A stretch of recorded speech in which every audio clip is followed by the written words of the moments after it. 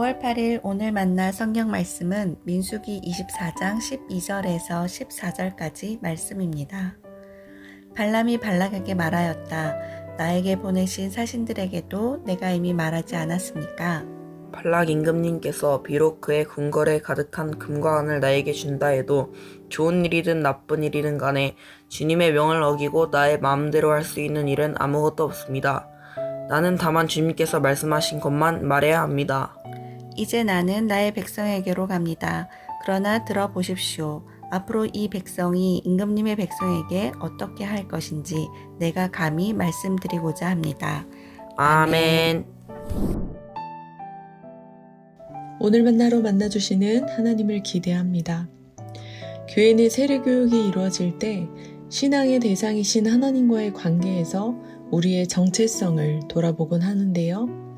예를 들면 창조주와 피조물, 신과 인간, 하나님과 백성, 아버지와 자녀, 주인과 종, 말씀하시는 자와 듣는 자, 주어와 동사, 목자와 양, 포도나무와 가지, 친구의 관계입니다.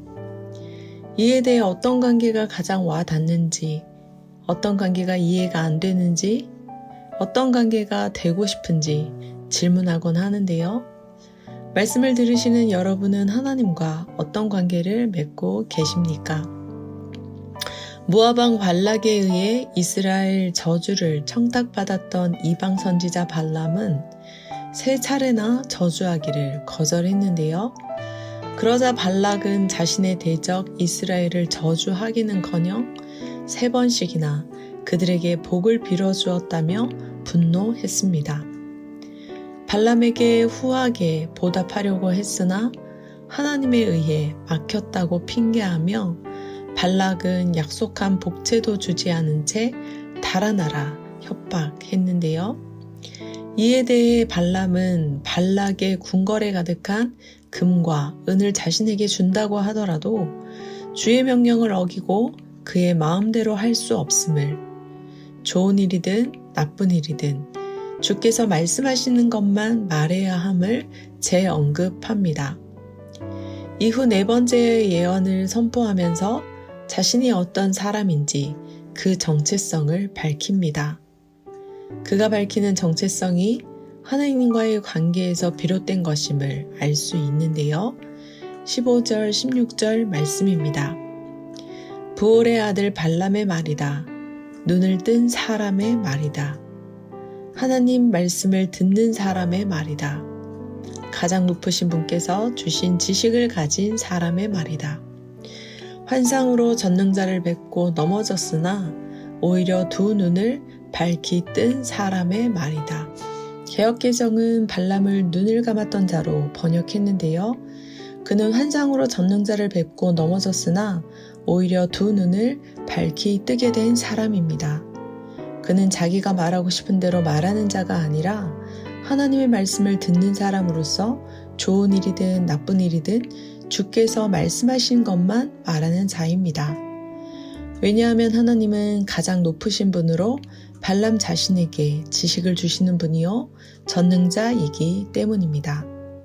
그 결과 발락의 청탁에도 불구하고 발람은 이스라엘을 저주하기보다 축복할 수 있었습니다. 발락의 분노와 협박에도 불구하고 주변 나라에 반해 강성해질 이스라엘과 그 나라를 다스릴 통치자에 대해 예언할 수 있었습니다. 말씀을 묵상하면서 하나님과의 관계를 돌아보게 되었는데요. 여러분은 하나님과의 관계에서 어떤 정체성을 가지고 계십니까? 시인 김춘수는 그의 시 꽃을 통해 내가 그의 이름을 불러주었을 때 그는 나에게로 와서 꽃이 되었다 라고 고백하며 너는 나에게, 나는 너에게 잊혀지지 않는 하나의 눈짓이 되고 싶다 소원했는데요. 하나님께서 우리의 이름을 불러주시기 전에 우리는 죄를 짓는 하나의 몸짓에 지나지 않았습니다. 그러나 예수 그리스도를 통해 우리의 이름을 불러주셨을 때 우리는 하나님께로 나아가 의미 있는 꽃이 되어가고 있는데요. 이것이 바로 우리가 신앙생활을 하는 이유요, 과정이 아닐까요? 어떻게 말하고 어떻게 행동해야 하는지, 선택의 기로에 설 때마다 하나님과의 관계 안에서 우리의 정체성을 돌아보며 신앙의 끈을 이어가면 좋겠습니다. 우리에게 잊혀지지 않는 눈짓이 되고 싶어 하시는 하나님께 우리도 잊혀지지 않는 하나의 눈짓이 되는 하나님의 자녀, 높은 뜻 사람 되시길 축원합니다. 기도하겠습니다.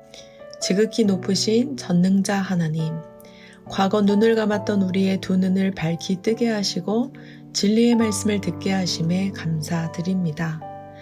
하나님과의 관계에서 자아를 성찰하게 하시고 언행 심사의 다스림을 받게 하옵소서. 그 어떤 것으로 우리를 유혹하고 협박한다고 할지라도 주께서 말씀하신 진리 안에 거하게 하옵소서. 하나님께 잊혀지지 않는 눈짓으로 살아가게 하옵소서. 우리에게 잊혀지지 않는 눈짓이 되신 예수님의 이름으로 기도합니다. 아멘. 두 가지 제목으로 기도하겠습니다. 첫째, 하나님과의 관계에서 나의 정체성을 인식하며 언행 심사를 선택하게 하옵소서.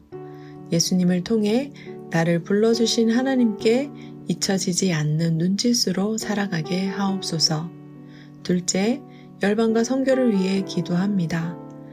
하나님과의 관계에서 자아를 성찰하며 주의 말씀 따라 선교하는 선교사가 되게 하옵소서. 기도하신 후에 개인 기도 하겠습니다.